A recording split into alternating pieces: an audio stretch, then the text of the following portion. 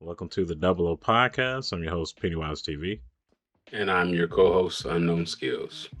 This is episode 50. Check us out on Spotify and YouTube. We're talking about Daemons this week. Daemons of the Shadow Realm, episodes 7 through 8. We're also going to be talking about Hat Atelier, episode 8 through 9. And then Wistoria, talking about Wistoria for the first time, episodes 1 through 7. And The Boys. We're having a season 5 discussion about The Boys and our top 3 episodes of that season and the best moment of that season. So we can start with Daemons. Anything you want to say before we get into the topics? I'm furthering my streaming career right now. I'm having Twitch issues, so I'm waiting on them to get back with me so I can log back into Twitch, and then I'm gonna start streaming and posting my clips of gameplay. Right now, I've been playing Apex. I'm Plat 1, about 200 away from Diamond. I'm gonna try to get to Masters or Pred by the end of these 24 days, which I think won't be too hard. You should stream on YouTube in the meantime. I do both, YouTube and Twitch. I might do some of that then, because YouTube does record everything. Yep, it'll be there. I ain't got nothing, so let's get into Daemons. I'll just start off by saying it has gotten better, but not by much. I still wouldn't give this more than a 7.3 for what we've seen the first 8 episodes. What are you rating the first 8 episodes? Or how do you feel about it overall? I think your rating is pretty fair. Especially these last 2 episodes. Did it get better for you as well? It's stagnant. It's the same for me. I give your rating a pretty fair rating for the show. It's not bad, but it's not one of those, I can't wait. Like, I forgot all about this show. I probably wouldn't have watched. I probably would have dropped it if you didn't not dropped it on purpose, but like just forgot all about it if you didn't talk about it. I've been watching everything else other than the show because it's not leaving a impact on my mind to keep watching it. It has some cool moments, but it's okay. Is there some Full Metal Alchemist Brotherhood bias? No, I don't even think about it that way. Like, will we even talk about this show if it was by a different creator, an unknown creator? Yeah, well, it depends. If you hadn't brought it up, if I haven't, no, it depends, because I don't really care about the creator and all that extraness. I've only watched it because you told me the first episode was gas. I watched the first episode, it was pretty gas, and then after that, it kind of fell off, and compared to everything else that's coming out right now, it's pretty low. Like, there's so many. I'm over here watching One Piece. They just had a great. I don't know how caught up you are on One Piece. I'm not at all. I haven't started Elbaf. Well, this is not a spoiler, but I mean, it's not a spoiler. Kind of depends on how you take it. There's a reunion in there that we get to see, and that made me like, yo, this is it. Yeah, I don't know who you're talking about because I seen the thumbnail. That's not a surprise. We knew that was gonna happen. Okay, well, we knew that. This episode was completely just the reunion, and I can just tell you right now, I am not upset about it. Normally, I hate episodes that focus completely on one thing, and I'm just like, yo, this is dragging it out. But I watched this entire episode from beginning to end. I was like, yo, I like it. We got One Piece out. We got ReZero. We got that time I got reincarnated by a slime. We got Classroom of the Elite, Witch Hat Atelier, Wistoria, Wand and Sword. Like, those animes right now, those are what I'm focusing on. Daemons, compared to those guys, it's pretty low. It's at the bottom of every single show I just named. No. I'm the same way. Out of spring anime, Daemons is probably the worst anime that I'm watching. But I'm not saying it's bad. I'm not saying it's trash. but I do right now at this current moment, I do think it is mid, like very mid. But I do have faith. Do you have faith that they can turn it around, because they're giving this 12 episodes, 2 cores, 12 episodes each? I personally have faith that this anime is going to turn around, and I feel like it can go up to like a Gacha Kuda level. And Gacha Kuda for me was my number 2 anime of 2025. So I think it has like top 2 potential, but right now it's hanging on by the, for me it's hanging on by the Full Metal Alchemist Brotherhood tag. The reputation behind that. That's where the hype and potential for me comes from. But on its own, I do see a little something there. But they're gonna have to do something drastic in these next few episodes, because it's just right now it's just going way too slow. And these characters, I don't care about any of these characters. I care about Terra. I think Terra is a cool character. He's literally the main character's guardian. I fuck with him. He's cool. He's a really cool dude. He's leveled. He's chill, and I know he can fight. I know he can box. Asa's starting to grow on me a little bit more. Getting used to her brother complex. But still a pretty weak show overall. I fell off around episode 4. What, you're like excitement? Yeah, I have no expectations of the show. I will be surprised if it pops off. So you don't think it can even finish top 10 for the year 2026? Definitely not. Damn. Maybe, but definitely not. Let me just take a look at these real quick. Let me just make it up. I'm not giving up yet, but in the next 4 or 5 episodes, they're gonna have to show me something. But I do think it's still hanging by a thread. Top 5 of the year, hanging by a thread. I mean, it could make top 10. I only see 6 above it right now. Is there any other anime that I'm missing? What do you mean? Out of the ones that I said, are there any other contenders for top 10 of the year? Well, yeah, literally, isn't like literally everything, because everything in spring for me is above Daemons right now. Dorohedoro? I mean, I've only seen 1 episode, and I got that over Daemons. Is which? I mean, is Frieren spring, or was that winter? I think that was this last winter. Okay. It just finished up. Yeah, that's gonna be top 5 this year. Frieren, One Piece, Bleach, maybe Witch Hat from this spring. Okay, but yeah, I don't know if this will be a top 10. I just know right now, out of the 7 anime that I'm watching, the spring animes, it's in 8th place. Yeah, same. It's dead last for me. I don't know what second to last would be. I'm not gonna get into that. About the episode itself, we're getting more information. This is one of the reasons why this anime is mid.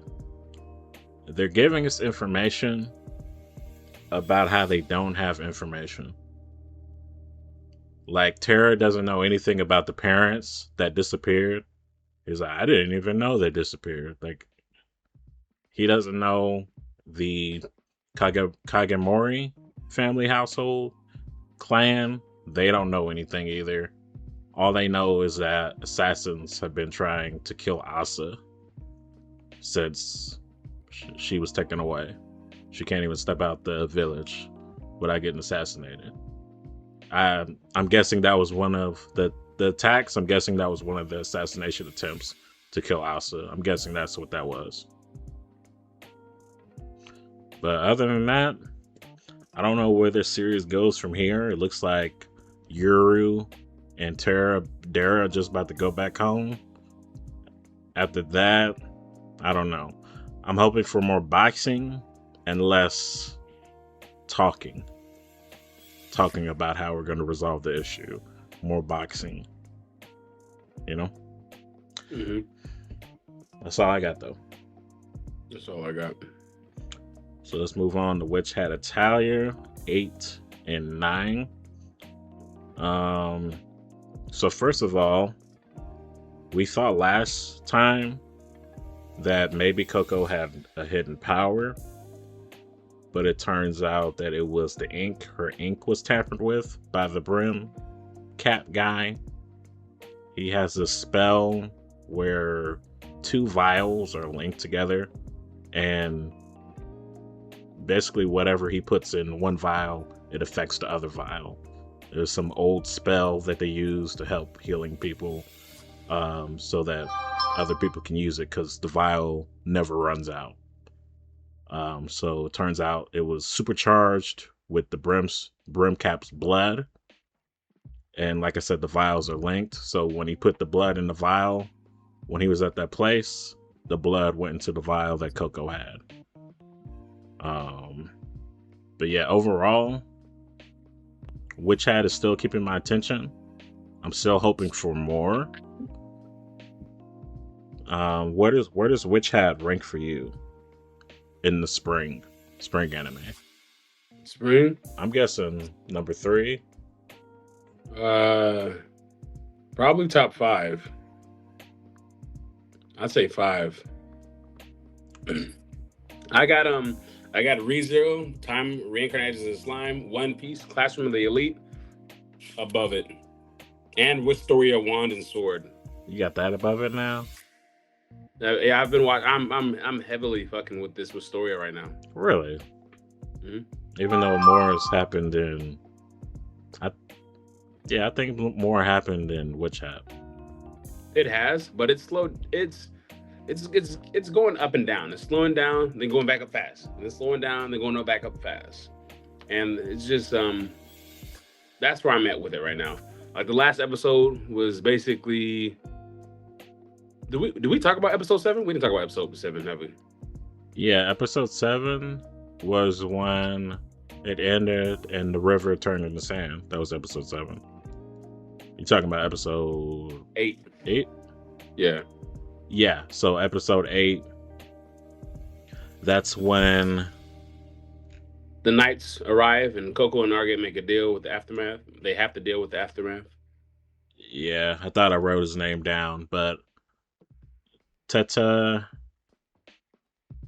I'm not going to pretend that I know their names well, but the other apprentices, they saved Coco from the police because they was about to erase her memory. They showed up because they was wondering who did this spell that destroyed an entire river. This is the episode where we found out about the ink. And then dude is colorblind, or he only sees silver. Yes, Silver Watch. I forget what it's called. But there's one other thing that I forgot. There was just this one moment when the policeman was examining Coco's hand. You notice he stopped for a second because he noticed something, and then Krifri stopped him. So there could still potentially be some hidden potential there. You think she still has a hidden power or potential that was maybe given to her by the Brimstones? Besides the ink? I think she might be able to use magic without the without drawing it. Without ink. Yeah. That would break all the rules of the show that's established. It would. But we need to I need a reason why they're so obsessed with Coco. Is it because of her love of magic? I think she was just, I don't know if she was chosen specifically, but she was chosen like way back then when she was given the witch book. And I do think Coco and the Brimstone Cap, whatever, I think they're more connected than we think, not just besides the ink. Because in episode 9, she's having nightmares, and so sky's the limit to how deep this show is. I don't know if he's actually appearing in her dreams or if these are just psychological nightmares.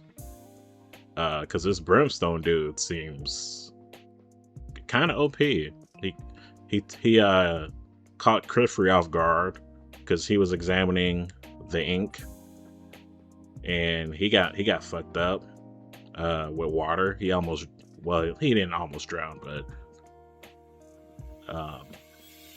Krifri was trying to do some investigation of his own and trying to find out where the ink came from and try to find the brimstones. The brim caps? Brim cap, brimstone. But Krifri, for me, he's definitely the most interesting so far. I don't think he's bad, even though he did that old man dirty. He erased his memory because he saw the light when they were discussing about where the ink came from in the shop. But I do think he has a serious obsession about the brimstones. Caps. Brimstone caps. That's also what I was gonna touch base on. I wonder why he's so obsessed with them. And he doesn't want no one to know that he's trying his best to track them down. They took something from him. Whatever it was, his eye or something else. Krifri definitely is probably the number one most interesting character because we still don't really know what his motive is, and he's definitely bending his morals when it comes to non-witches. And he might do something to this little boy that's about to ask Krifri what that white light was. So, do you think that he's going to erase his memory? The little boy's memory? I think he's going to try. And then I think because the little boy can only see silver, that it may not work. It won't have the desired effect of it. So maybe it will work, but not all the way. There might be some traces of it, something like that. But other than that, Aggott, I don't like her. I don't know about you. I like her. I like the fact that I don't like her. You like the fact that you don't. Because honestly, she swears she's Sasuke. The way that she's aura farming, I don't know why she's just talking so crazy and think that she's so much better than her princesses, because she's really not. Like, what I've seen in this entire show, I have eyes. I haven't seen Aggott do a whole lot. Like, when they were in that field and they were talking about the tests, and the old girl, the apprentice, is talking about how she hates tests, and Aggott's did her little spell and got the fruit from the tree, and what'd she say? I don't think you have time to be concerned about other people's needs. The way she was talking, the way she was looking, I thought it was a time skip, and I thought she got done with her test. Turns out she hasn't even taken her test yet. Why is she talking like this? So brazenly. It's how she was thrown away. You know, I did see something that Aggott is one of the most hated characters in the show. I don't know if you knew that. I mean, it's easy to tell. It's just bad. Like, the number one thing, I just don't like her cocky attitude. And it's just not warranted. I haven't seen anything from her. But if you don't have anything, that's all I got on the chat. I want to give it some time. I think people are gonna like Aggott by the end of this season, maybe. Yeah, and something's going on with Rache, I should have looked at the names before this. The girl with blue hair, she doesn't seem to like authority or something. She got some things going on as well. She might get some development. So this is actually the development that I was looking for. The deadpan, she actually got some anger to her, especially when it comes to authorities that view them as children. And she also hates Tess. That's all I got. I didn't take much notes. What is it? So I didn't take much notes. I haven't. That's why I said that's like my fifth place. I remember most of what happened, so that's why I didn't take notes. You want to move on to Wistoria? Yeah. Now that's what I'm liking now. Okay, so Wistoria top 5, you said? Yeah. Was that before or after the epilogue or prologue? I didn't watch it. Which was the end of season 5. I think that's when the chapter closed, and then we started the new chapter of them ascending the tower. Yeah, because when I looked at it, when I first got on her, it literally says SP, a look back at season 1 and a short preview of what's to come. And I was like, yeah, I don't know. Wait. I don't know what you're talking about, but I'm talking about the first season and the first 5 episodes of season 2. All that was the prologue of the show. The first 5 episodes of season 2 was a prologue? And season 1, everything from the beginning of the show until the end of season 5, end of episode 5, season 2, is all prologue. It's the prologue to the show. The real show hasn't started yet, is what I'm saying. Wow. That's why I told you, but maybe you were like confused or something. Yeah. So I was confused when you said the first episode. You were saying the first episodes were a prologue, but what I probably heard was the first episode of season 2 is a prologue. It's kind of like Valen Saga. Isn't the first season and 2 a prologue? Just the whole thing a prologue? I didn't know that, if that's accurate. Because I think the main journey, isn't it with the people he was with? I mean, you've read the manga. I've read the manga up to maybe like 2-3 episodes after season 2 end. Okay. I stopped reading it because I was more of a fan of season 1 with the fighting, and as I was reading season 2, it looks like I appreciate the growth and it looks cool and all, but I was rocking with Thor Finn, not Thor Finn Daniel. I'm guessing you like season 1 better. I wouldn't say that. Season 2 was gas. It was gas. I didn't like the beginning of season 2. I didn't like it until they started fighting. I thought it was cool, and I like his growth. I do miss the fighting. So I'd probably say season 1 was probably a little bit better. I loved it. I enjoyed the fighting, the emotions, the plays, Askeladd. I liked it all. Like Snake, I like Snake. He seemed like a good, well-grounded mercenary, whoever he was to them. I like those. I liked it. I did like season 2. I do not want them to fall into we're not going to fight and try to find the Vinland or the place they're looking for only through peace. So I kind of fell off of it. I like season 2. I like season 1 better. So Wistoria, there was an attack in the beginning of the season, and they did it at the time of the year when they have to rebuild the bubble that's surrounding them, and it takes all 5 Maya Vander to rebuild it, and it takes all of their strength away. So after they get done with that, they were basically had no magic, and they didn't have too many defenses except for the witches, the students, the teachers, and then also the dwarves as well. But the main problem was these enemies, they had these swords. I forget what the swords are called, but they are impervious to magic. I think they absorb magic as well.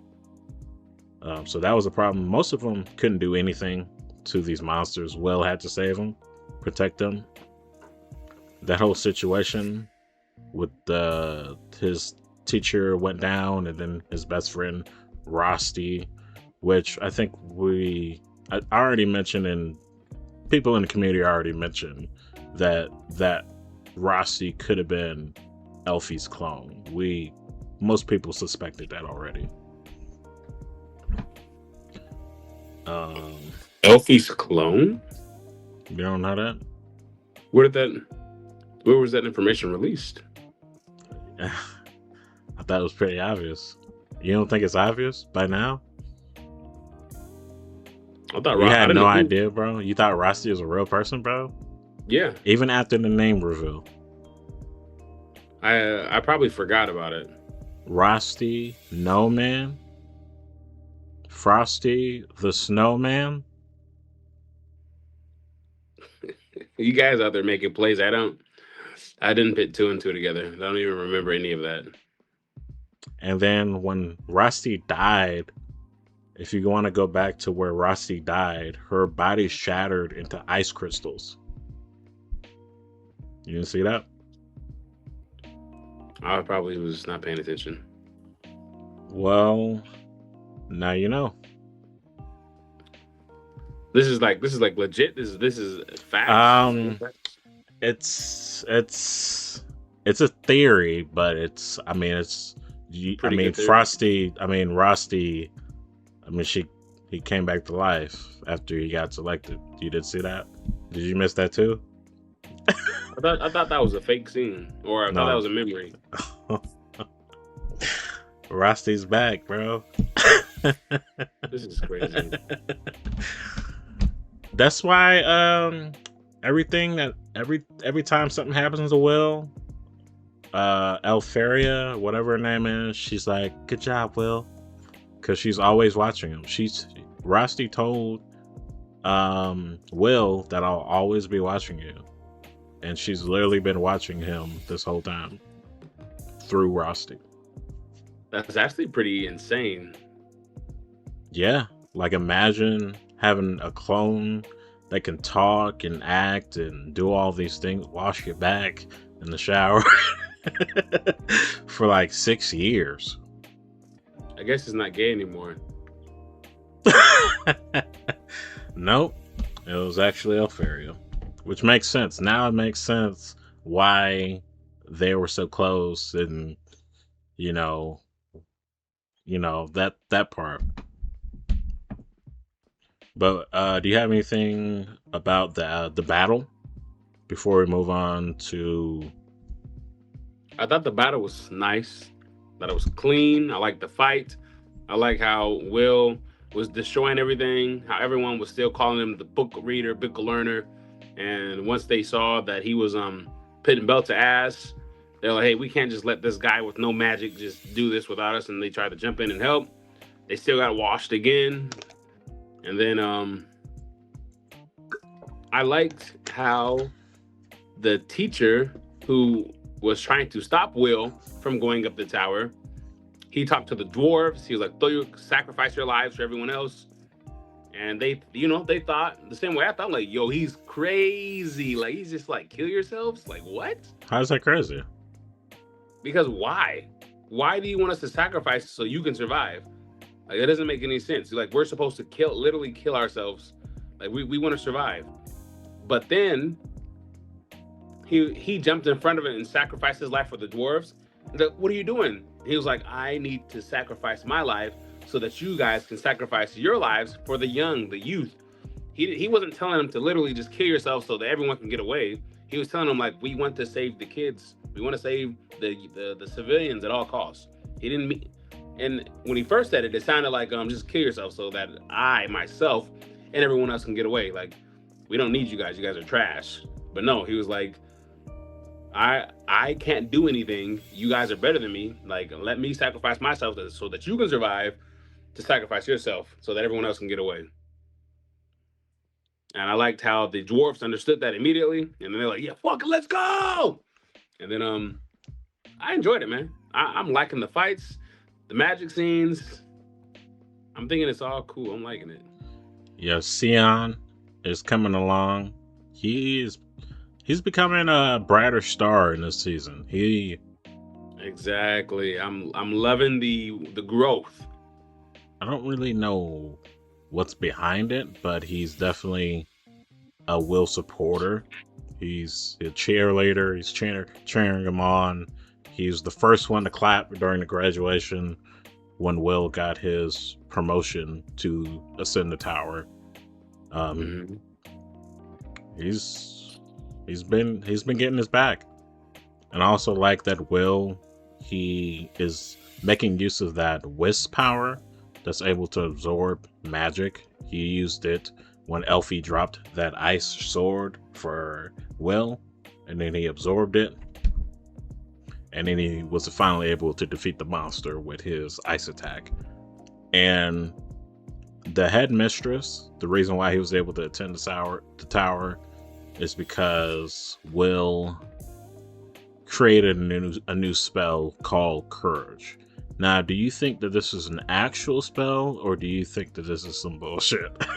I think it is bullshit to help him get what he needed to go to the tower. Some bullshit then, but I think what's gonna happen is that he actually has magic called Courage. That there's actually a magic out there called that. Not that, but maybe that's what's part of the fifth element, because I think he's related to that somehow. He has it. He has access to that magic. And Finn is supposed to be, I guess he's watching over him. I think he has the magic. The fifth element is the magic to control all elements. I think that's what he has. He can control it. Yeah, but all he can't magic. Create it. I think they're going to, with the last episode we just seen, with him trying to maintain the magic, he's going to learn how to maintain other magic. Yeah, I'm surprised he didn't come up with that strategy on his own. He needed the help of Julius to figure that out. I'm strongly disliking Julius.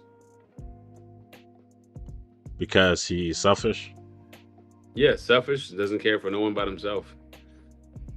Yeah, and after all Will has done, it's still not enough to gain his approval. He still looks at Will as lower than him. Not really, because he sees Will worthy enough to use. I wouldn't even go that far. I feel like he doesn't see him worthy. He sees as a benefit to himself. Like, hey, Elfie loves you for some odd reason. You're her friend. Let me gain Curry in your favor so that she will see that I've helped her friend out and she'll get me. He said, you're literally just a stepping stone for me. I don't care about nothing else. Let me help you get to a spot so that I can get higher, get elevated. Because we all know who's the true star of the show. That's the type of energy that he's given. I don't know. Because Will couldn't beat level 1 slime monsters that takes a touch of magic to kill. So it's crazy how he has to continually prove himself to people. And he was actually about to get approved by most of the Magia vendors. But that one dude, Kreutz, that's the only name that I wrote down, Kreutz. He was the main guy that spoke out against Will when they were taking the test. I forget what the test is called. Bloom? The Bloom? Yeah, and he was like, this dude can only use a sword. He's just taking magic from others. He's not creating his own magic. This guy's, he can't be allowed to sit in the tower. So they want him to be stuck on the bottom forever and to just be support. And they want him and some other people, some shady people, want to control Will's power because they know what he has. Fifth element. That's all I got. That's it for me. I'm truly enjoying Wistoria. I'd give it like a 8.7, maybe a 9. For the total, the whole show? For the whole show, I give it like an 8.5 altogether. Altogether, I give it 8.6. I need to see where the rest of this goes, and I hope that he can. I just want him to use his own magic, real magic. That's what I want to see. So we can go on to The Boys season 5 discussion. What do you think about season 5 and just The Boys overall? Did they do everything that it needed to do, or was there some loose ends that wasn't tied up? They took care of everything, but I wanted more. I've been waiting for Homelander to meet his end. I've been waiting. You didn't get enough? You wasn't satisfied? No, I wanted more, man. I wanted Butcher to have a happy ending. I wanted That's not his character. Butcher? Yeah. He doesn't get a happy ending. I know he doesn't get a happy ending. And I know he's done a lot horrible things to people. But the sheer tenacity of his vengeance is what brought this show along the way. Like, people wanted Butcher to get his vengeance. No matter how much you didn't like him, you wanted him to get his vengeance. Like, he did a lot of shady, bad shit, and it's like, even at season 4, I disliked him for what he did to Victoria Newman, but she deserved it. She did kill a hell of a lot of people, and she had to pay for her actions. That was probably the wrong thing to do then and there, but I did not like it, but she did deserve it. And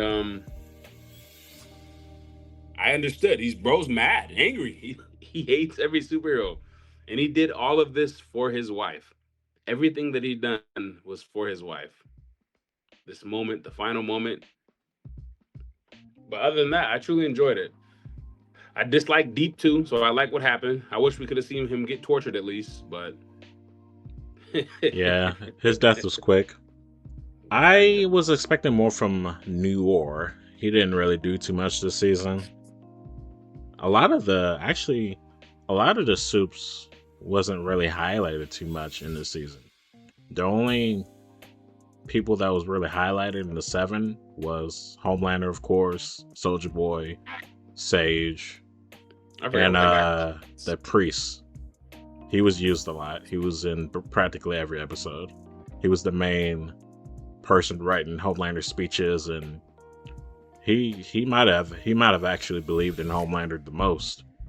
The preacher did. But I like the whole concept of Homelander. He wants to be God. And you know what's kind of messed up about this whole situation, this whole season? Like, Homelander, like, no one thinks he's God, but he actually really did get visited by the angel. He didn't make that up. That actually did happen. But he took it as, oh, I'm supposed to be God now. Well, the angel told him that you can be God. He made that up in his mind. You don't think that really happened? I know for a fact it did. You think he just hallucinated? Yeah, well, he was so hurt. Well, you thought the Rosty thing was imagination? Yeah, I did not know the Rosty thing was. I thought Rosty was real.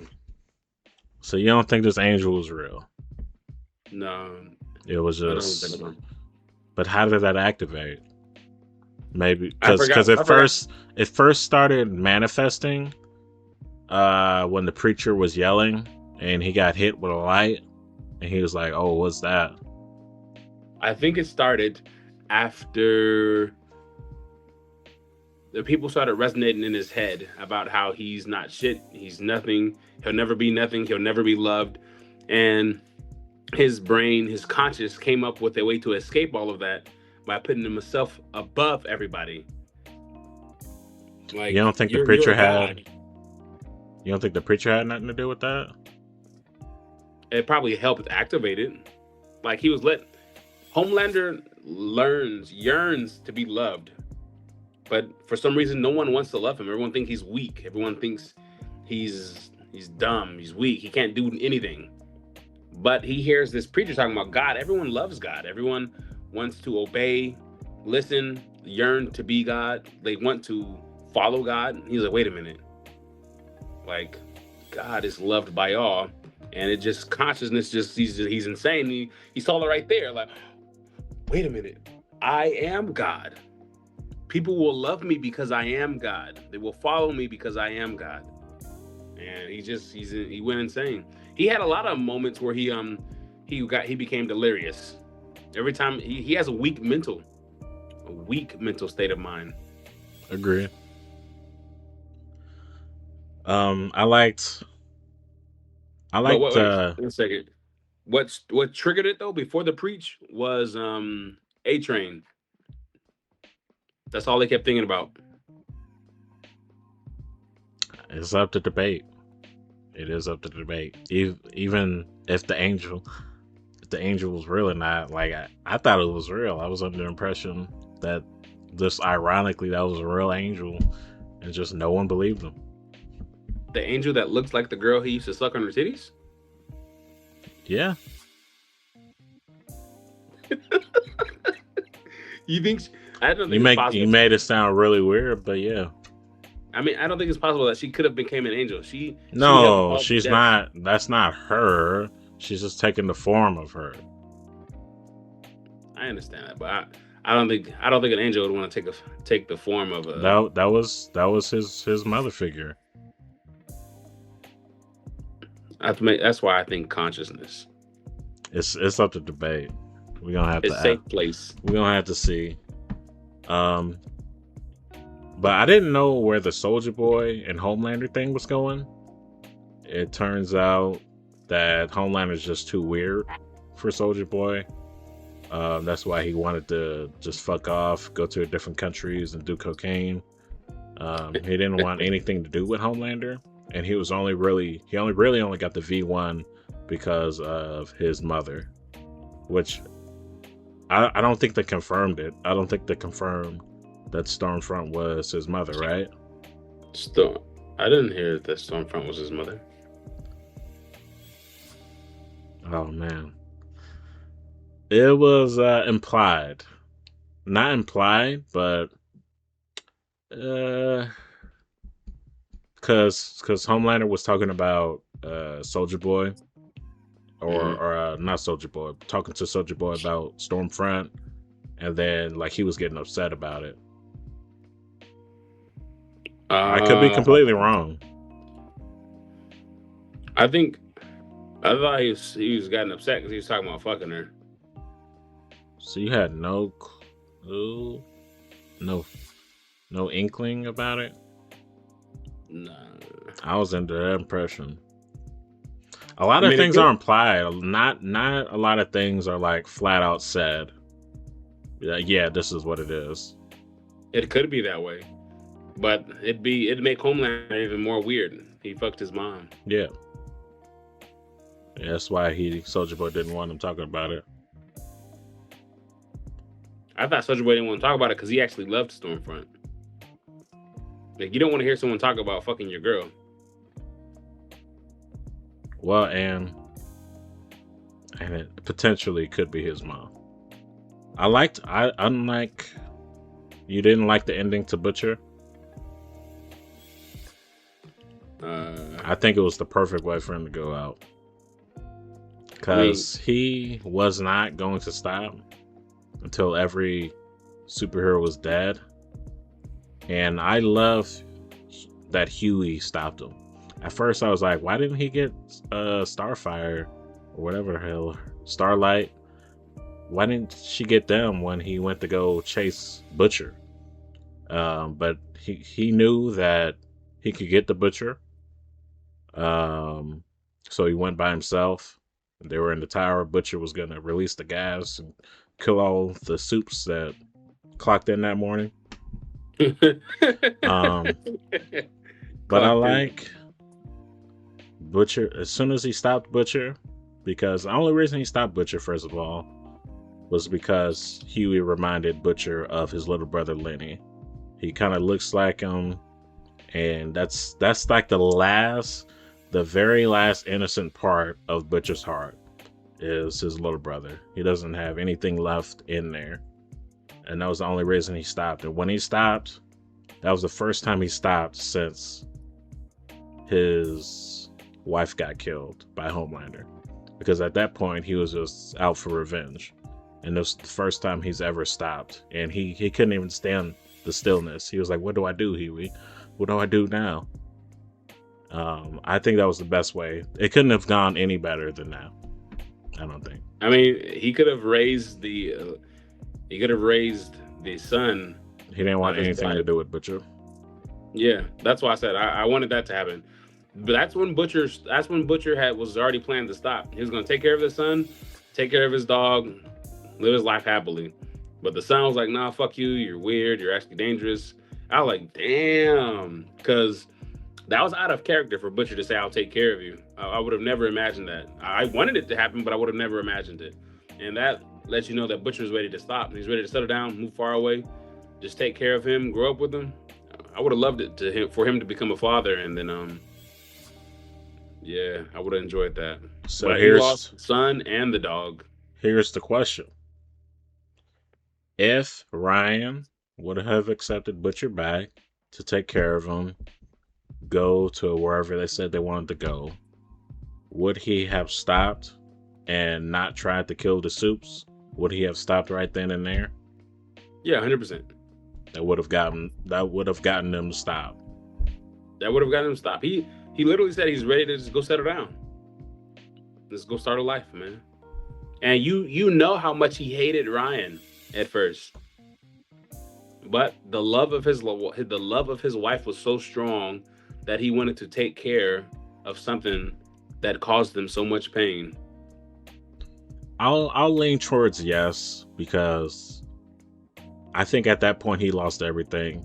Lost his wife, lost his dog. Kid wants nothing to do with him. Lost his humanity. And he just had nothing left at that point. And I did think Huey was kind of being a pussy with the plan. I didn't like that he was doubting the plan. But I do like that he was the only one that didn't turn evil. Mother's Milk, he turned bad temporarily. He was going down that road to being like Butcher, but then he reeled it back. Huey brought Mother's Milk back, and he got the best ending. I think Mother's Milk got to go back to his girl, his family, and he even adopted Ryan. He got the best ending out of everyone. Him and Huey got his own business, and now he and Starlight got a kid on the way.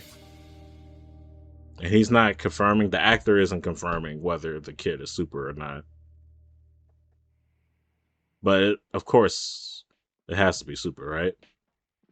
Yeah. So and I hope it gets Starlight powers and the teleportation powers. I'm done with the series. I'm not watching Men's Go. So what was your do you have anything else before we get to the top 3 episodes? I enjoyed it, man. I liked it. All right. I enjoyed it. So we can just say I'll go first. My top 3 episodes. The third one was hard because I think there was just like 2 really good episodes and the rest was just whatever. But episode 4, that's when they went to the facility to try to look for the V1, Soldier Boy and Homelander. They were getting into arguments. I think that's where the gas was. The gas was making them go crazy. Mm-hmm. That's when they were turning on each other, the boys' crew, and then Homelander and Soldier Boy, they was going at it. And then Soldier Boy ended up locking Homelander in that radiation thing or whatever that thing was, and then he ended up getting him out towards the end. So number 3 was episode 4. Episode 2 was the finale. The finale was really well. I rated it at 9.1 out of 10. Everything was good. I didn't like the Kamiko part. where she saw Frenchie and he was convincing her to use love. I don't hate the concept. I just don't like how that was done. It was distracting. And then the best episode, in my opinion, was episode 5. That's when they did the flashbacks of 5 or 6 different people's POVs. That's when Firecracker, she had to keep her composure on TV while she was going against her faith and doing what Homelander wants. She was on TV and that tear came out of her eye. She's trying to suppress everything.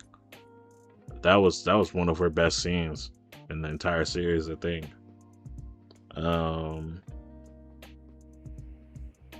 And it was just directed really well. We got to see everyone's POV and how everything fits together. So that was my top 3. Okay. My top 3 was episode 1. I thought it was pretty cool how they opened it up. I thought it was wild. They always have the wildest scenes with the guys digging underneath the camp and just farting out dirt. I thought that was insane. But what I truly enjoyed was watching A-Train's redemption, his growth, everything. A-Train actually became a hero by the end of that episode. And I like how they threw in the part where he was running so fast and he saw the girl on the road and he was able to dodge her this time instead of running into her and exploding her and annihilating her. And then giving up that final talk to Homelander that he's been wanting to do, that everyone's been wanting to do, but everyone's been too afraid. He lost his fear, became a hero. He died a hero. Okay. I also like how they did the little slow-mo down when he first got to the camp running around and he was moving bullets to the side and moving people. I thought that was pretty cool. You know, the speed scenes, nice. That was my 3. My number 2 was that episode you were talking about, episode 5, we did the multiple flashbacks or multiple different views of different people.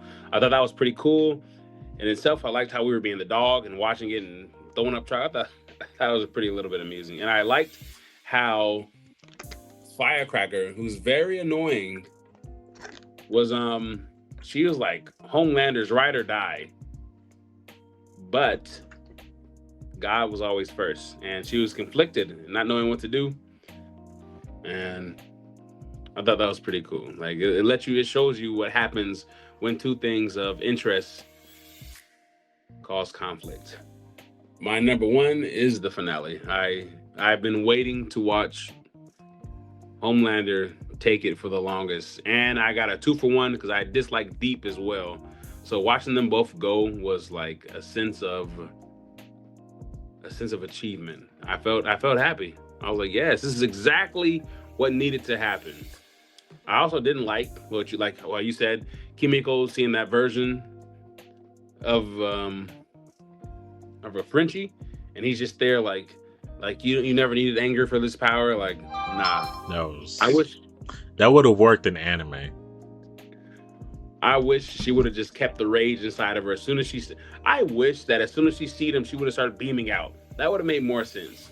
You missed the first shot or the second shot because he's moving around, but I understand you're sad that French is gone, but this is the guy who killed him. You should be having full hatred against this guy who killed him.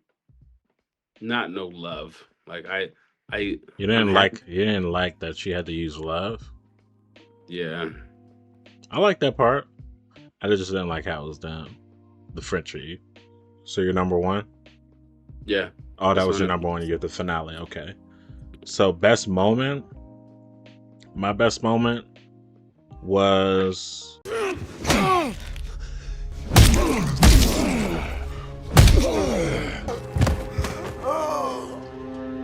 when the director that Nora was working with, when Deep killed him, and he was in the bathroom scene, he was like, "Come closer. My ass hurts.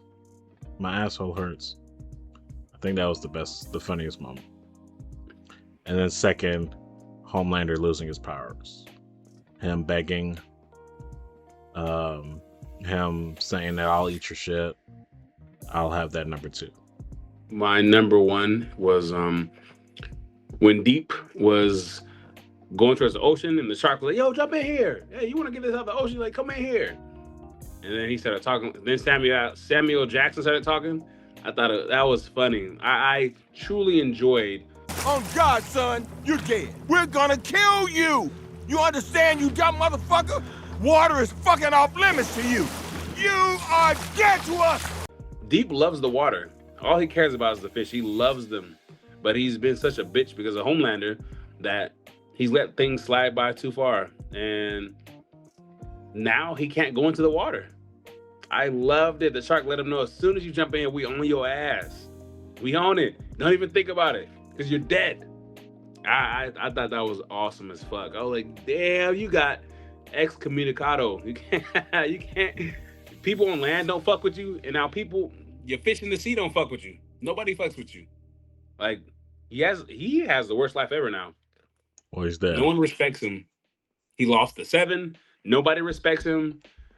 He lost his octopus, his lover. Sage don't fuck with him. He actually started having feelings for Sage. He lost his so-called friend, who he thought was his friend in the war.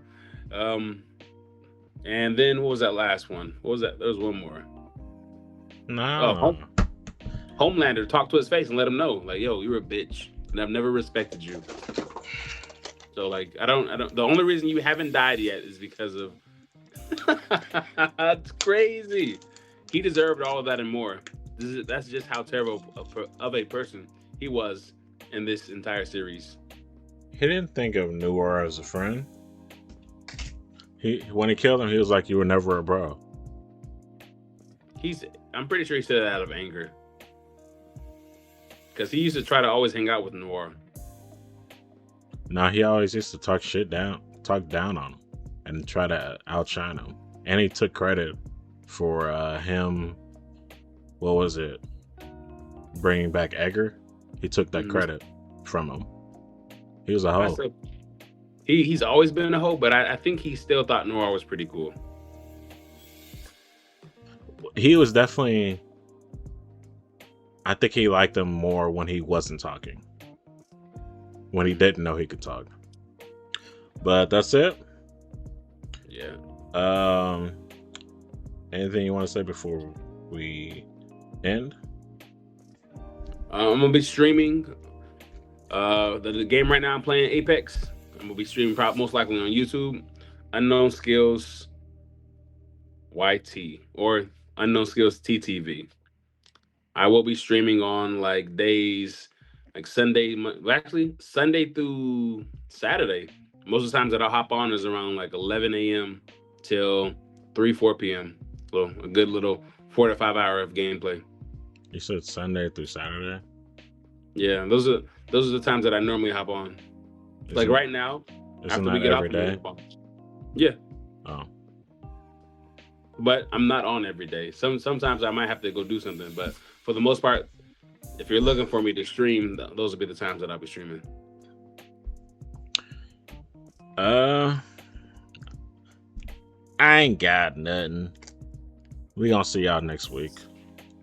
I'm your host, Pennywise TV. And I'm your co-host, Skills, Unknown Skills. And we out.